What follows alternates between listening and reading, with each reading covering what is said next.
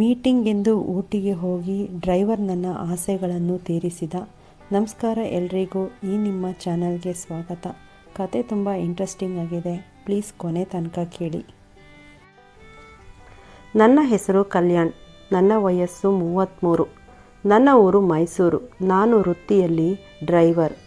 ನಾನು ಕೆಲಸಕ್ಕೆಂದು ಬೆಂಗಳೂರಿಗೆ ಬಂದೆ. ನನ್ನ ಸ್ನೇಹಿತ ಕೆಲಸ ಹುಡುಕುವುದಕ್ಕೆ ಸಹಾಯ ಮಾಡಿದ. ಅವನಿಗೆ ಪರಿಚಯ ಇರುವ ಒಬ್ಬರ ಹತ್ತಿರ ನನ್ನನ್ನು ಕಳುಹಿಸಿದ. ನಾನು ಅಲ್ಲಿಗೆ ಹೋಗಿ ನೋಡಿದರೆ ಒಂದು ಭವ್ಯವಾದ ಬಂಗಲೆ. ಆ ಬಂಗಲೆಯಲ್ಲಿ 3 ಜನ ವಾಸಿಸುತ್ತಿದ್ದರು. ಮೇಡಮ್ನ ಹೆಸರು ರಾಣಿ.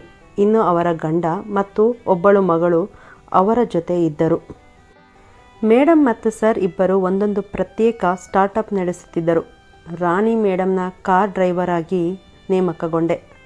ಅವರನ್ನು ದಿನ ಆಫೀಸ್ಗೆ ಕರೆದುಕೊಂಡು ಹೋಗುವುದು ಮತ್ತು ವಾಪಸ್ ಮನೆಗೆ ಕರೆದುಕೊಂಡು ಬರುವುದು, ಅದರ ಜೊತೆಗೆ ಎಲ್ಲಾದರೂ ಆಚೆ ಹೋದರೆ. ಹೀಗಿರುವಾಗ ಒಂದು ದಿನ ಮೇಡಮ್ ಪಾರ್ಟಿಗೆಂದು ನನ್ನನ್ನು ಕರೆದುಕೊಂಡು ಹೋದರು. ಪಾರ್ಟಿಗೆ ಅವರನ್ನು ಕರೆದುಕೊಂಡು ಹೋಗಿ ಅವರನ್ನು ಬಿಟ್ಟು ನಾನು ಕಾರಿನಲ್ಲೇ ಮೂವಿ ನೋಡುತ್ತಾ ಕುಳಿತುಕೊಂಡೆ. ಸುಮಾರು 11ರ ಸಮಯಕ್ಕೆ ಮೇಡಮ್ ಹೋಟೆಲ್ನ ಮುಂಭಾಗಕ್ಕೆ ಬರುವಂತೆ ನನಗೆ ಕರೆ ಮಾಡಿದರು. ನಾನು ಕಾರನ್ನು ತೆಗೆದುಕೊಂಡು ಹೋದೆ. ಮೇಡಮ್ ತೂರಾಡುತ್ತಾ ಕಾರ್ನ ಬಳಿ ಬಂದರು. ನಾನು ಹೋಗಿ ಡೋರ್ ಓಪನ್ ಮಾಡಿ ಅವರನ್ನು ಕೂರಿಸಿ ಡೋರ್ ಕ್ಲೋಸ್ ಮಾಡಿ ನಾನು ಮನೆ ಕಡೆ ಹೊರಟೆ. ಮನೆ ಹತ್ತಿರ ತಲುಪಿದೆವು. ಮೇಡಮ್ ಆಗಲೇ ಮಲಗಿಕೊಂಡಿದ್ದರು. ಎಣ್ಣೆ ಜಾಸ್ತಿಯಾಗಿ ಮೇಡಮ್ಗೆ ಎದ್ದೇಳಲು ಆಗುತ್ತಿರಲಿಲ್ಲ. ಆದ್ದರಿಂದ ನಾನು ಮನೆಯಿಂದ ಆಚೆ ನಿಂತು ಸರ್ಗೆ ಕಾಲ್ ಮಾಡಿದೆ. ಆಗ ಸರ್, ನಾನು ಮನೆಯಲ್ಲಿಲ್ಲ, ಇನ್ನು ಬರುವುದು ತಡವಾಗುತ್ತದೆ ಎಂದರು. ಅದಕ್ಕೆ ನಾನೇ ಅವರನ್ನು ಅವರ ಕೈಯನ್ನು ಭುಜದ ಮೇಲೆ ಒರಗಿಸಿಕೊಂಡು ಮನೆ ಒಳಗೆ ಕರೆದುಕೊಂಡು ಹೋದೆ.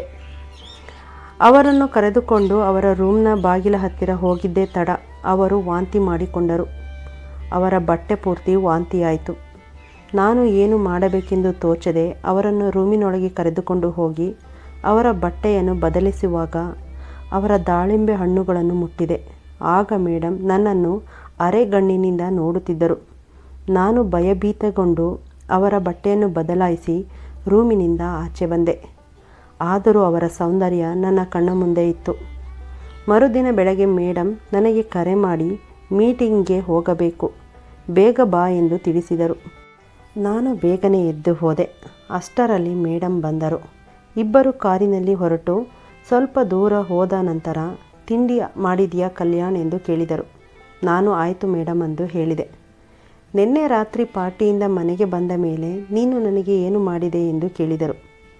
ನಾನು ಆಗ, ನೀವು ನಿನ್ನೆ ರಾತ್ರಿ ಪಾರ್ಟಿಯಲ್ಲಿ ಕುಡಿದು ಟೈಟ್ ಆಗಿದ್ದೀರಿ.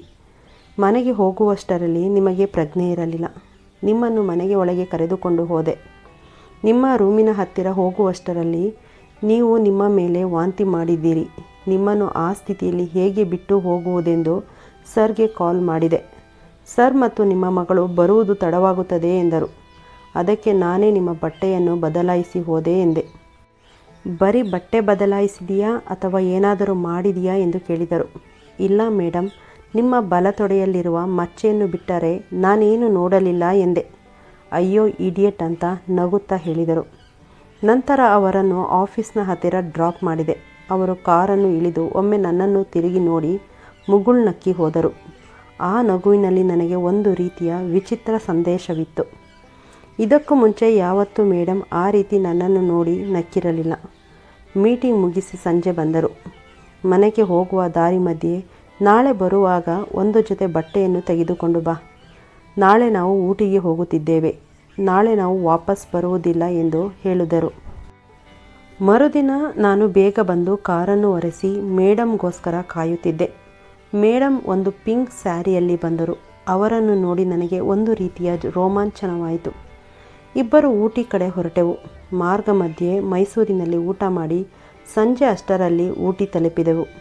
ಸಂಜೆ ಮೇಡಮ್ ಅವರ ಸ್ನೇಹಿತರೊಂದಿಗೆ ಗೆಟ್ ಟುಗೆದರ್ ಪಾರ್ಟಿಗೆಂದು ಹೋದರು. ನಾನು ಕಾರಿನಲ್ಲಿ ಅವರಿಗೋಸ್ಕರ ವೆಯ್ಟ್ ಮಾಡುತ್ತಿದ್ದೆ. ಪಾರ್ಟಿ ಮುಗಿಸಿದ ಮೇಲೆ ಮೇಡಮ್ ನನಗೆ ಕಾಲ್ ಮಾಡಿ ಬರಲು ಹೇಳಿದರು. ಹೋಗಿ ಅವರನ್ನು ನಾನು ಪಿಕಪ್ ಮಾಡಿದೆ. ಎಂದಿನಂತೆ ಇಂದು ಅವರು ಟೈಟ್ ಆಗಿದ್ದರು. ಅವರನ್ನು ಕಾರಿನಲ್ಲಿ ಕೂರಿಸಿ ಇಬ್ಬರು ಹೋಟೆಲ್ಗೆ ಹೊರಟೆವು.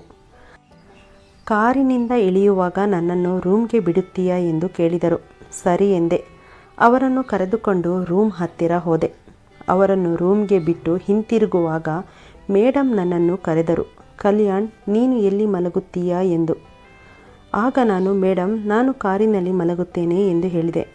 ಆಗ ಅವರು, ಇಲ್ಲಿಯೇ ಮಲಗಬಹುದಲ್ಲ ಎಂದು ಹೇಳಿದರು. ಅದಕ್ಕೆ ನಾನು, ನಿಮ್ಮ ಜೊತೆಯಲ್ಲಿ ಬೇಡ, ನಾನು ಹೋಗಿ ಕಾರಿನಲ್ಲೇ ಮಲಗುತ್ತೇನೆ ಎಂದೆ. ಆಗ ಮೇಡಮ್, ನೋಡುವುದನ್ನೆಲ್ಲ ಅಂದೇ ನೋಡಿ ಈಗ ಹೀಗೆ ಹೇಳುತ್ತಿದ್ದೀಯಾ? ಅಂದು ನೀನು ಮುಟ್ಟಿದ್ದೆಲ್ಲ ನನಗೆ ಅರಿವಿದೆ. ನೀನು ಮುಟ್ಟಿದಾಗ ನನಗೆ ಸಂತೋಷವಾಯಿತು. ಅದೇ ರೀತಿ ನೀನು ನನ್ನ ಬಟ್ಟೆ ಬದಲಾಯಿಸಿ ಒಳ್ಳೆಯವನಂತೆ ನಡೆದುಕೊಂಡಿದ್ದು ನನಗೆ ಇನ್ನೂ ತುಂಬ ಖುಷಿಯಾಯಿತು. ನಿನ್ನ ಸ್ಥಾನದಲ್ಲಿ ಬೇರೆ ಯಾರೇ ಇದ್ದಿದ್ದರೂ ನನ್ನನ್ನು ಮಾನಭಂಗ ಮಾಡಿಬಿಡುತ್ತಿದ್ದರು. ಆದರೆ ನೀನು ಹಾಗೆ ಮಾಡಲಿಲ್ಲ. ಅದಕ್ಕೆ ನೀನು ನನಗೆ ತುಂಬ ಇಷ್ಟವಾದೆ. ನಾನು ಒಂದು ಕೇಳುತ್ತೇನೆ, ಇಲ್ಲವೆಂದು ಹೇಳಬೇಡ. ಅವತ್ತು ನೀನು ನನ್ನ ಸೌಂದರ್ಯವನ್ನು ನೋಡಿದ್ದು ಹೇಗೆ ಅನಿಸಿತು ಎಂದು ಕೇಳಿದರು. ಅದಕ್ಕೆ ಮೇಡಮ್, ನಿಮ್ಮ ಸೌಂದರ್ಯ ಇನ್ನೂ ನನ್ನ ಕಣ್ಣ ಮುಂದೆ ಇದೆ ಎಂದೆ. ನಿಧಾನವಾಗಿ ಅವರು ತೂರಾಡುತ್ತಾ ನನ್ನ ಹತ್ತಿರ ಬಂದರು. ಹತ್ತಿರ ಬಂದೊಡನೆ ನನ್ನನ್ನು ಗಟ್ಟಿಯಾಗಿ ತಬ್ಬಿಕೊಂಡು, ನೀನು ನನ್ನ ಆಸೆಗಳನ್ನು ಈಡೇರಿಸುತ್ತೀಯಾ ಎಂದು ಕೇಳಿದರು. ನಿಮ್ಮ ಸರ್ ಮತ್ತು ನಾನು ಈ ರೀತಿ ಮಾಡಿ 3 ವರ್ಷಗಳೇ ಕಳೆದಿದೆ. ಯಾವಾಗಲೂ ಬಿಸಿನೆಸ್ ಅಂತ ಓಡಾಡುತ್ತಿರುತ್ತಾರೆ. ನೀನು ಮೊನ್ನೆ ಮುಟ್ಟಿದ ಮೇಲೆ ನನಗೆ ಮತ್ತೆ ಆಸೆಗಳು ಚಿಗುರಿದವು. ಈ ರಾತ್ರಿ ನನ್ನ ಆಸೆಗಳನ್ನು ಪೂರೈಸುತ್ತೀಯಾ ಎಂದು ಮತ್ತೆ ಕೇಳಿದರು. ಆಗ ನಾನು, ಸರಿ ಮೇಡಮ್ ಎಂದೆ. ಆಗ ಅವರು ನನ್ನನ್ನು ಕರೆದುಕೊಂಡು ಹೋಗಿ ಬೆಡ್ ಮೇಲೆ ಕೂರಿಸಿದರು. ಉದ್ವೇಗದಿಂದ ನನ್ನ ಒಂದೊಂದು ಶರ್ಟ್ ಬಟನ್ಗಳನ್ನು ತೆಗೆದು ನನ್ನ ಎದೆ ಮೇಲಿನ ಕೂದಲನ್ನು ಸವರಿದರು. ಆ ನಂತರ ನಾನು ಅವರ ದೇಹ ಸೌಂದರ್ಯವನ್ನು ಅನುಭವಿಸಲು ಪ್ರಾರಂಭಿಸಿದೆ. ನಿಧಾನವಾಗಿ ಅವರ ಮೈಯನ್ನು ಸವರುತ್ತಾ ಇಬ್ಬರು ಆಕಾಶದಲ್ಲಿ ತೇಲಿದೆವು. ಮರುದಿನ ಬೆಳಗ್ಗೆ ಎದ್ದು ಊಟಿಯ ಸೌಂದರ್ಯವನ್ನು ಸವಿದು ಮತ್ತೆ ರೂಮ್ಗೆ ವಾಪಸ್ ಬಂದು ಎಲ್ಲವನ್ನೂ ಮುಗಿಸಿ ಬೆಂಗಳೂರಿನ ಕಡೆ ಹೊರಟೆವು. ಈಗಲೂ ಸರ್ ಇಲ್ಲದಿದ್ದಾಗ ಮತ್ತು ನಾವು ಮೀಟಿಂಗ್ ಅಂತ ಆಚೆ ಬಂದಾಗ ಇದನ್ನು ಮುಂದುವರಿಸುತ್ತಲೇ ಇದ್ದೇವೆ. ಈ ಕತೆ ನಿಮಗೆ ಇಷ್ಟ ಆದರೆ ಲೈಕ್ ಆ್ಯಂಡ್ ಸಬ್ಸ್ಕ್ರೈಬ್ ಮಾಡಿ. ಧನ್ಯವಾದಗಳು.